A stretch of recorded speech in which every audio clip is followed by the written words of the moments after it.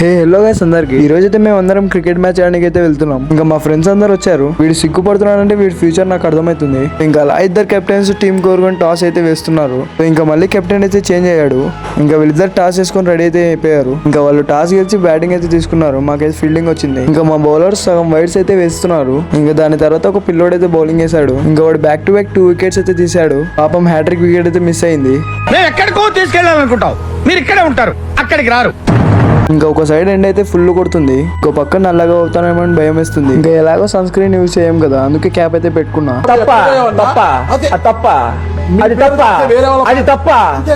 ఇంకా first innings అయితే complete చేసుకున్నాం. ఇంకా వాళ్ళు 6 overs కి 27 runs అయితే ఇచ్చారు. ఇంకా ఆ టార్గెట్ ని చేసి చేయడానికి మా బ్యాట్స్మెన్స్ అయితే దిగారు. ఇంకా నేను కూడా ఎంపైరింగ్ అయితే వచ్చేసా. అయితే రైట్ ఆర్మ్ ఫాస్ట్ బౌలర్ అనమాట.